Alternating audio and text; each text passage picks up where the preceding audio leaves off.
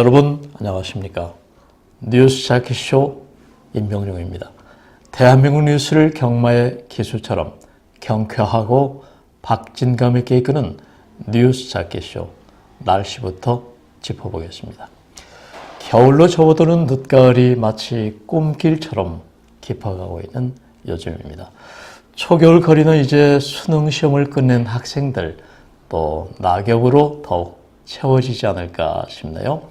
다음 주부터는 아침과 낮 기온 모두 기온이 많이 떨어져서 꽤 쌀쌀한 기온이 예보되어 있습니다. 다음 주 화요일은 서울지방 아침 최저 0도까지 내려가겠다 합니다. 오늘 서울지방의 낮 최고 기온도 11도에 머무르겠습니다. 뉴스체크쇼 시작하겠습니다. 먼저 어떤 집단도 법 위에 골림 안 된다, 이런 주제입니다. 김부겸 행정안전부 장관은 어제 국회 행정안전위에서 출석해서 연일 도심 기습 시위를 벌이고 있는 민주노총을 겨냥해서 어떤 집단도 법 위에 골림할 수 없다.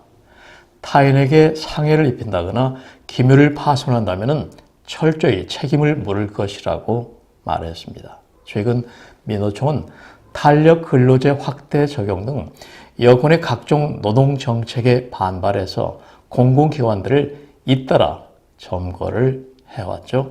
정부가 이제 인내의 한계를 드러냈습니다. 김 장관의 이날 발언은 민노총의 실력 행사를 더는 놔두지 않겠다는 뜻으로 해석이 됩니다. 김 장관은 민노총이기 때문에 정부가 손을 못 댄다는 것은 있을 수 없는 일이라고 강조를 한 것이죠.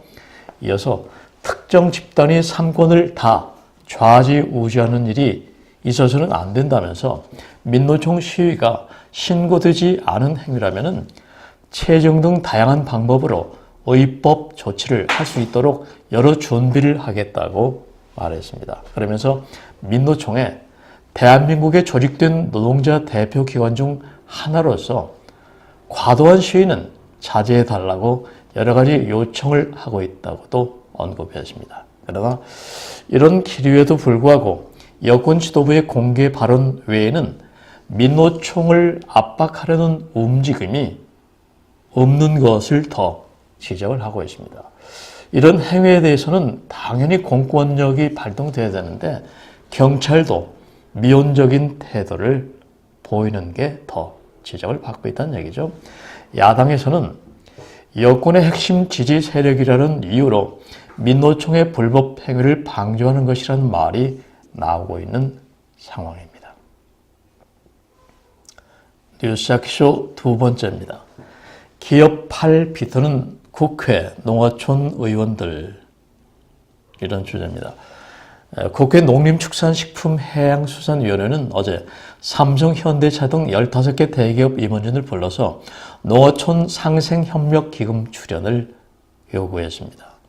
농어촌협력기금은 정부가 지난 2015년 한중 FTA 자유무역협정을 체결하면서 농민 반발을 우려해 2017년 작년부터 매년 1,000억씩 총 1조 원을 기업으로부터 기부받아서 농어촌 개선 사업에 쓰기로 한 돈이죠.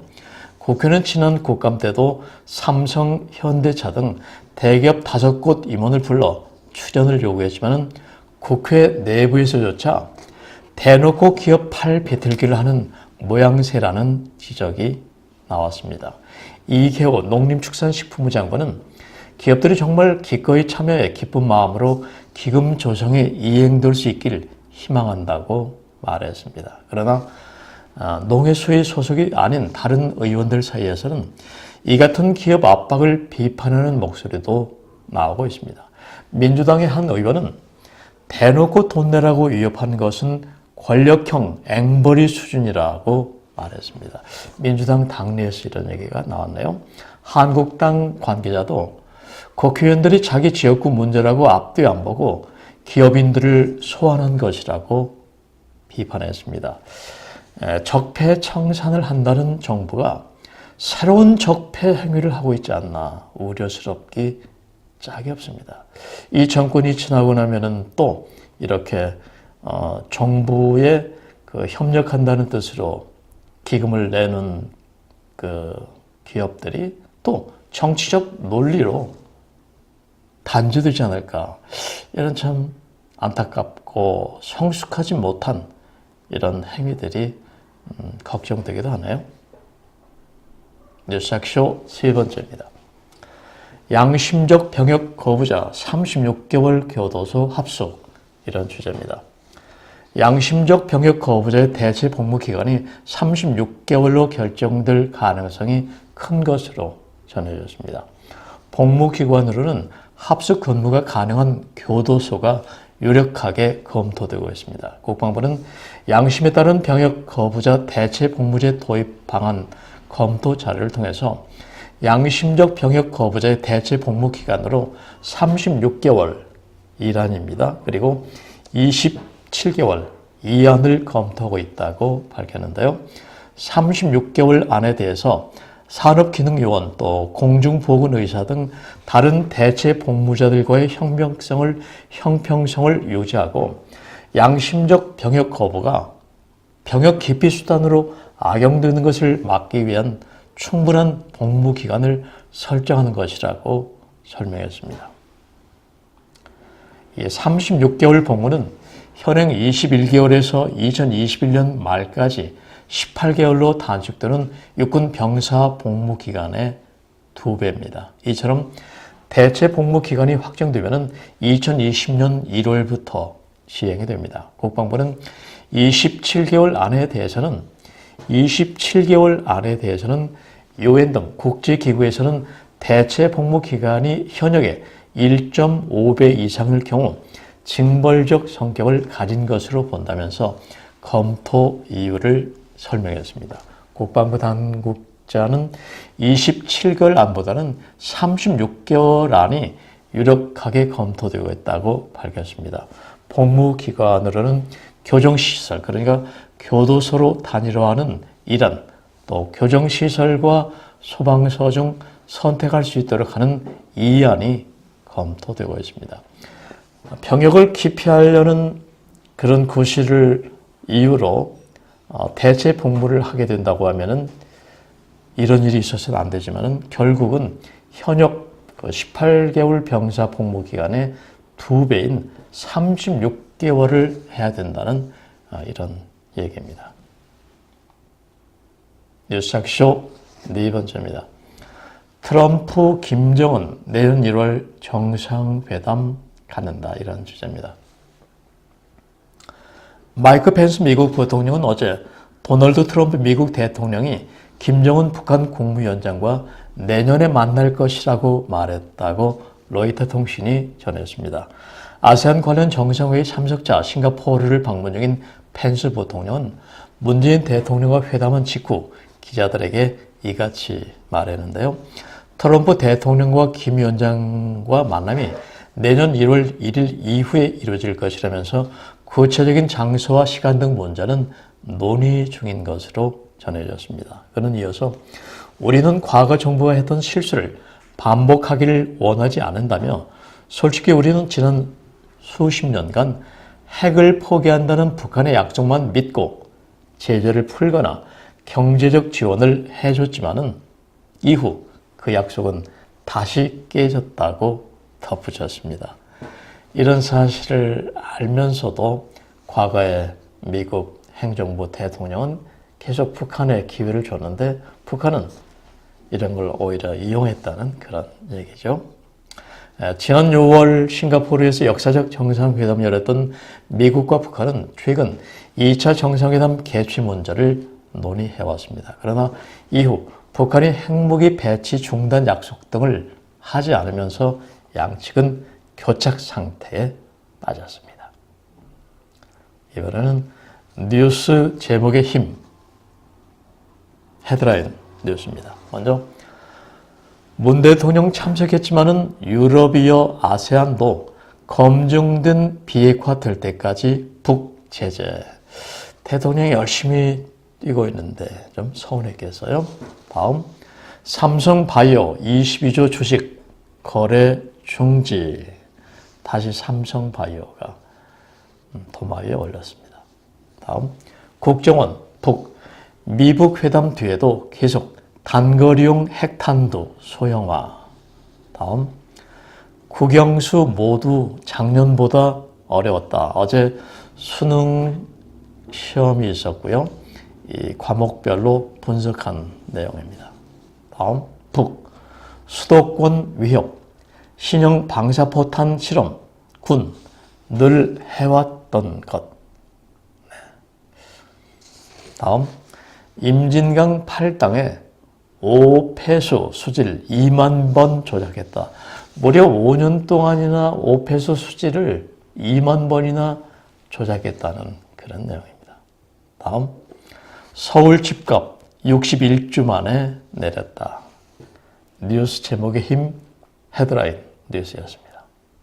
이번에는 쉬어가는 페이지 시의 언덕길 코너입니다. 오늘은 이기철 시인의 사색의 다발이란 제목의 시 소개해드리겠습니다. 구름 흩어지고 나면 골짜기는 온통 달빛의 모래밭이다. 높은 곳에 둥짓은 새들은 가장 늦게 어두워지고 가장 먼저 그날의 햇빛을 받는다. 상수리 열매는 무거워서 떨어지는 것 아니고 제 열매가 익어서 떨어지는 것이다. 온종일 느티나무 그림자가 땅 위를 비질해도 가랑잎 하나를 옮겨놓지 않는다.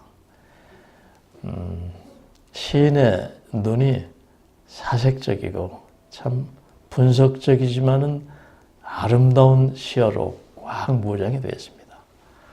구름과 골짜기에 내리는 달빛, 모래밭, 둥짓은 새들, 상수리 열매. 상당히 분석적이지만은 아름답고 시인의 내공이 느껴지는 좋은 시였습니다. 시의 언덕길 오늘은 이기철 시인의 사색의 다발이란 시 소개해드렸습니다. 이 시를 제가 짧게 낭송하면서 사람이 이렇게 사색을 통해서 아름다워질 수 있구나, 평온하고 느긋해질 수 있구나, 그런 생각이 드네요. 이어서 생활 뉴스 두 가지입니다. 먼저 새우깡에 라면까지 가격 줄줄이 오른다.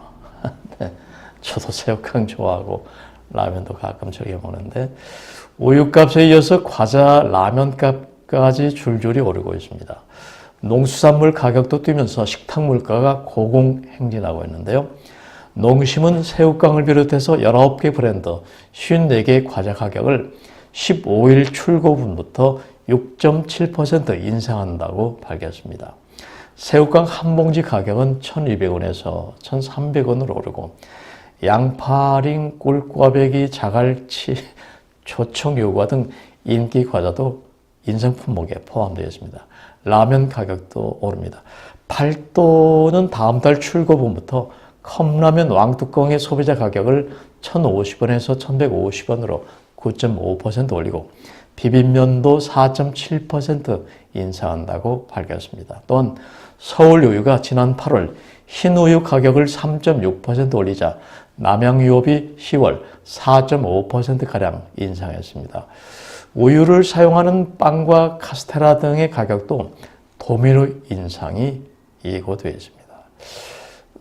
실질 명목임금은 줄어들거나 그대로 있는데 물가가 오르면 상대적으로 빈곤함을 느끼죠. 압박을 받게 되고요. 생활뉴스 두 번째입니다. 거기다가 또 택시요금도 오른다 그러죠. 10만 포기 김치 사랑으로 버무려요. 네, 이런 주제입니다. 사상 최대 규모의 김치 담그기 행사가 펼쳐집니다. 지난 14일 시작돼서 16일 오늘까지 3일간 서울 청계 광화문 광장, 태평로, 세종로 공원 일대에서 열리는 2014 서울 김장문화제 유네스코 인류무형문화유산인 김장문화 행사인데요.